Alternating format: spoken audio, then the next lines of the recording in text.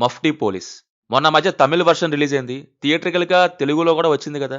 So, Telugu version గూడా ఓటీటీలో చేస్తారులే అప్పుడు చూద్దాంలే అనుకున్నా. ఇక ఆహాలో ఉంటే మొదలెట్టా. ఎప్పుడూ తీసే అదే రొటీన్ స్టోరీని అంతే రొటీన్‌గా తీస్తే, నేను రొటీన్‌గానే చూసాను. ఇక ఎప్పుడు అనిపించేలాగే రొటీన్‌గానే అనిపించింది. కొద్దిగా ఈ పాయింట్ మీద సినిమాలు ఆపేయండయ్యా. అంటే మరీ ఆ ఒక్క పాయింట్ మీద యేసుకొచ్చేస్తే ఏముంటది? అలా అయ్యింది. ఇక రివెంజ్ అంతే ఇకేముండదు. ఆ పాయింట్ ఆల్రెడీ సాచురేషన్ స్టేజ్‌కొచ్చేసింది. మరీ ఇలా ఔట్‌డేటెడ్ ఫార్మాట్‌లో డీల్ చేస్తే ఇక అది తెగిపోద్ది. అయినా అసలు ఎందుకు చూసామని మీరు అనొచ్చు. ఏం చేద్దాం?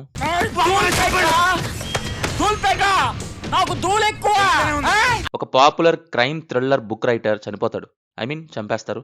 సో, దాని మీద ఇన్స్‌పెక్టర్ చేసే ఇన్వెస్టిగేషన్ అండ్ ప్యారలల్‌గా ఇంకోటి జరుగుతూ ఉంటది. ఐశ్వర్య రాజేష్ క్యారెక్టర్ టీచర్ కింద, ఇంకో పర్సన్ ఇంకో క్యారెక్టర్. అర్జున్ ఏమో ఇన్స్‌పెక్టర్ అంటూ స్టార్టింగ్ బానే స్టార్ట్ చేశారు.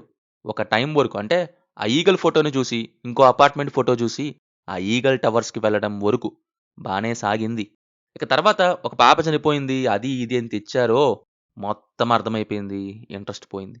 ఫుల్ ప్రిడిక్టబుల్ థింగ్‌ని చాలా నీరసంగా తీసుకెళ్లారు ఇక అక్కడి నుంచి. ఈ టైప్ ఆల్రెడీ ఔట్‌డేటెడ్ అయిపోయాయి. సరే పోనీ దాన్ని ఎక్సైటింగ్ వేలో నేరేట్ చేస్తే ఏమన్నా ఉండేది.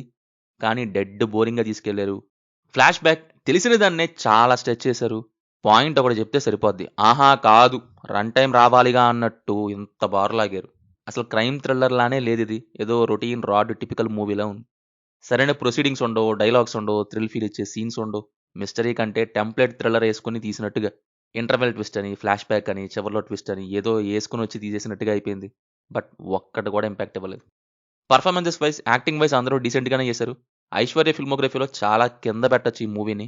నార్మల్లీ ఆమె స్క్రిప్ట్ సెలక్షన్ బానే ఉంటది. 70% బానే సెలెక్ట్ చేసుకుంటారు. మిగతా 30%లో కూడా ఇది లీస్ట్ అనొచ్చు. బీజీఎం అయితే ఓకే. ఓకే.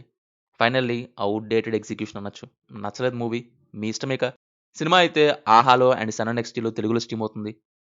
సినిమా చూసుంటే మీకెలా ఉందో కింద కామెంట్స్‌లో తప్పకుండా షేర్ చేసుకోండి. రివ్యూ నచ్చితే మన ఛానెల్‌ని సబ్స్క్రైబ్ చేసుకోండి. Will meet in next video. Thank you. జై హింద్.